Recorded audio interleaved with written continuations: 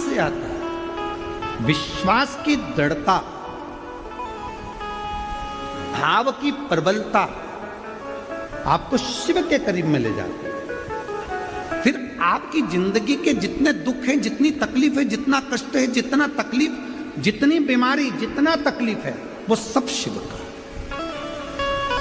वो सब शंकर।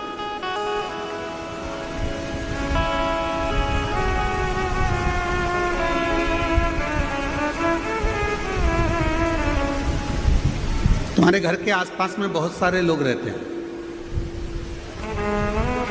कोई 2 गांव छोड़कर रहता है, कोई 1 गांव छोड़कर रहता है, कोई 5 गांव छोड़कर रहता है, कोई कहीं रहता है, कोई कहीं रहता है, और एक तुम्हारे घर के अंदर तुम्हारा परिवार रहता है। हम आपसे पूछते हैं, ए शिरडी की जीजियों और शिरडी के जीजाओं, सावधानी पूर्वक बताइएगा, 5 गांव छोड़कर तुम्हारे दूर कोई रहता है और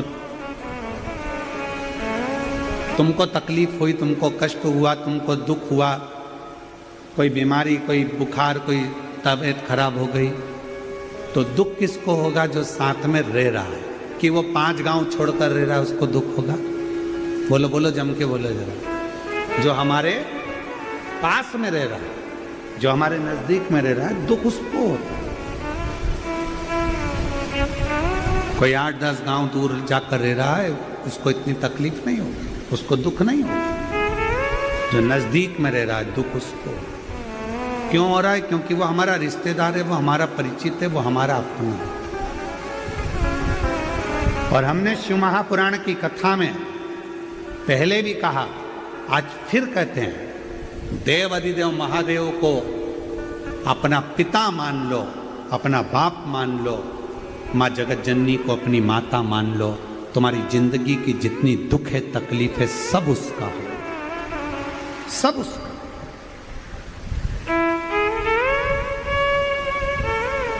तुम्हारा कुछ नहीं। शिव को अपना मानो, भगवान देवाधिदेव महादेव को अपना मानो, शंकर जी को अपना मानो।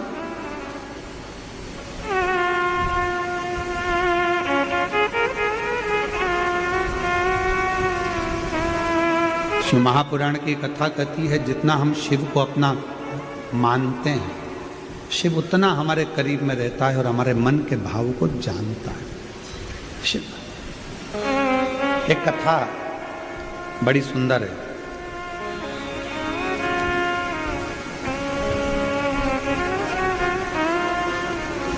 भगवान शंकर का 11वां रुद्र अवतार है श्री हनुमान जी महाराज। थोड़ा ध्यान लगाना इस कथा में।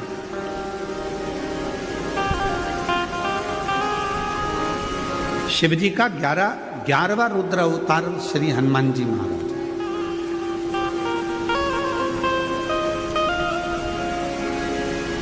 और शिव की भक्ति करने वाले का भगवान कैसे साथ देते हैं, ये कथा करें। एक था रावण और एक था अहिरावण। यदि आप लोगों ने रामचरितमानस में पढ़ा होगा तो अहिरावण की भी एक कथा आती है। किसी ने पढ़ी कि नहीं पढ़ी, कभी सुनी कि नहीं सुनी, कि एक अहिरावण हुआ। वो अहिरावण पाताल में रहता था।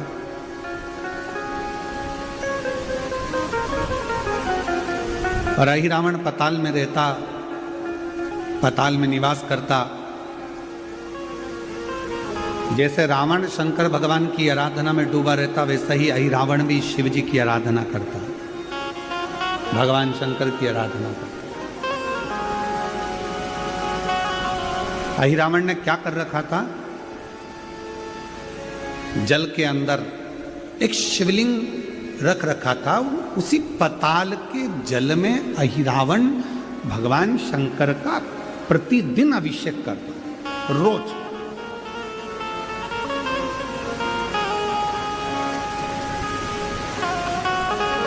और सारी समस्या का हल,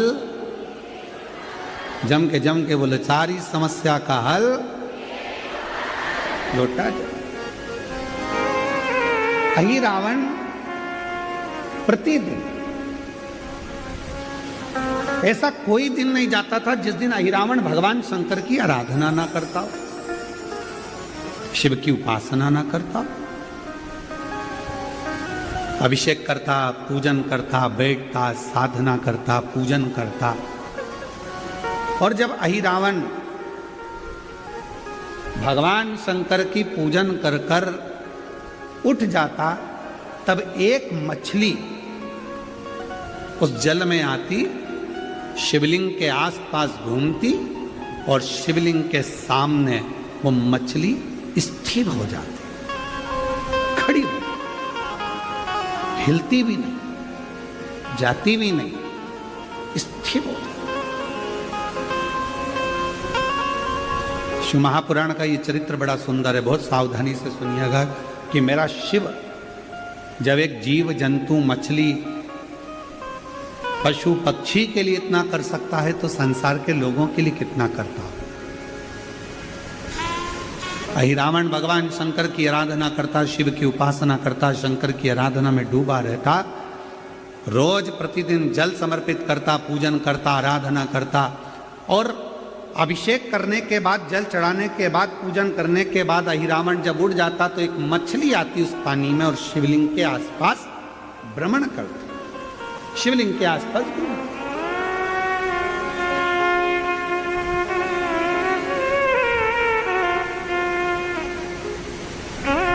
और शंभु शरणे मांगू घड़ी दुख आरो दया करी न दर्शन शंभु शरणे पड़ी मांगो घड़ी दुख काटो दया करी दर्शन आपो।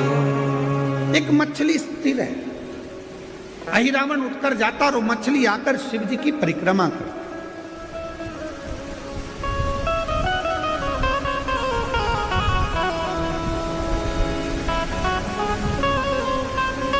कभी कभी आपके साथ भी ऐसा हुआ होगा, आप शंकर जी के मंदिर में जाकर एक लोटा जल चढ़ा रहे होंगे, कोई कीड़ा, कोई मक्खी, कोई घूमने वाला, तुमने देखा होगा कि शंकर के शिवलिंग के आसपास कोई जीव घूम रहा है। कभी कभी कोई चींटी, कोई मकोड़ा शंकर जी के आसपास में पहुंच जाता है, भ्रमण करता है।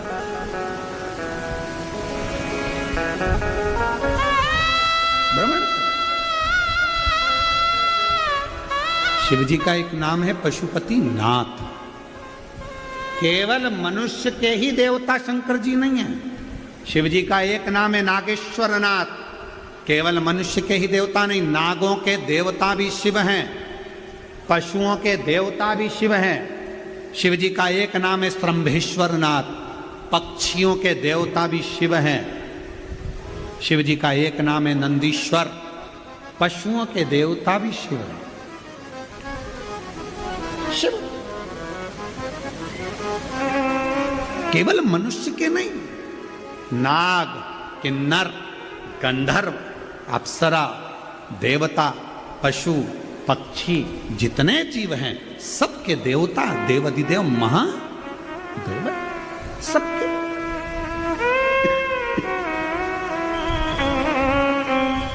ऐसा कोई नहीं जिसका शिवदेव ना हो।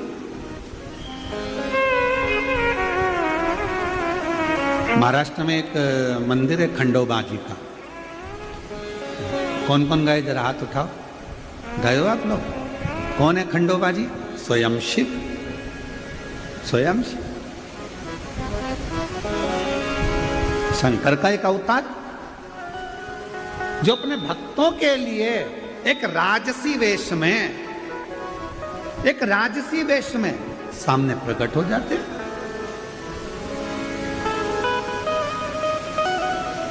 भक्तों के लिए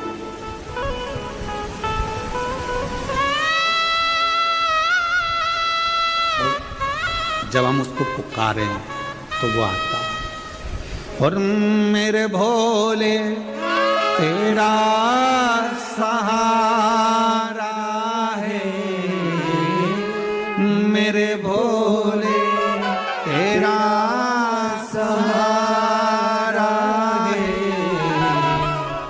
मेरी नैया का तू किनारा है, मेरी नैया का तू किनारा है, मेरे बाबा तुझे पुकारा है, मेरे बाबा तुझे पुकारा है, मेरी नैया का तू किनारा है, मेरी नैया का तू किनारा है। जब हम उसको पुकारते हैं, जब हम उसको बुलाते हैं, वो ये नहीं कि पशु है तो उसके लिए नहीं आएगा, पक्षी है तो उसके लिए नहीं आएगा, जीव है तो उसके लिए नहीं आएगा, जंतु है तो उसके लिए नहीं आएगा। भगवान शिव केवल मनुष्य के लिए आएंगे ऐसा नहीं है। उसका नाम तो पशुपति नाथ है, उसका नाम तो श्रम्भेश्वर नाथ है, उसका नाम तो नागेश्वर नाथ है। हर रूप में वो आता है, प्रत्येक रूप में।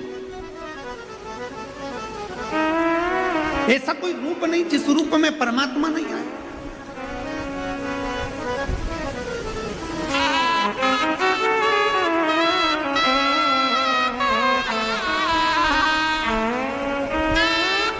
आप जितने आए हो ना, ये इतने बड़े बड़े जो पंडाल लगाए गए हैं, इन पंडालों में जो तुम भरे बैठे हो, और पंडालों के अंदर जगह नहीं है तो पंडालों के बाहर तुम जहां जहां बैठे हो, पंडालों के बाहर जहां जहां तुम बैठे हो, ये तुम नहीं आए हो।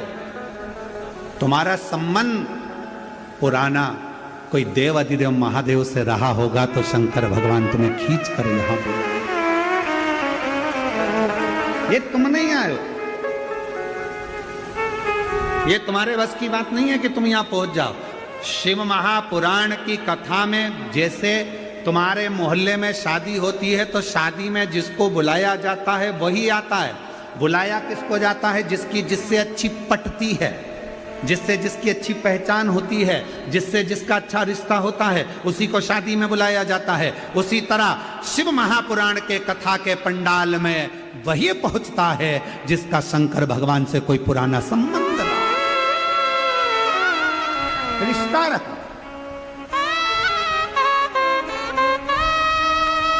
और केवल हम तुम्हारे संबंध की बात नहीं कर रहे, हम इस पाटिल परिवार की भी, हम मंत्री महोदय आपके भी परिवार की बात कर रहे हैं। जरूर आपके दादा, परदादा, आपके पिता, आपके पूर्वज शंकर भगवान से उनका बहुत लगाव रहा होगा, और इतना, और शिव के उस लगाव के कारण देव अधिदेव महादेव ने यह कथा आपके माध्यम से कराई और पूरे क्षेत्रवासियों का उद्धार किया।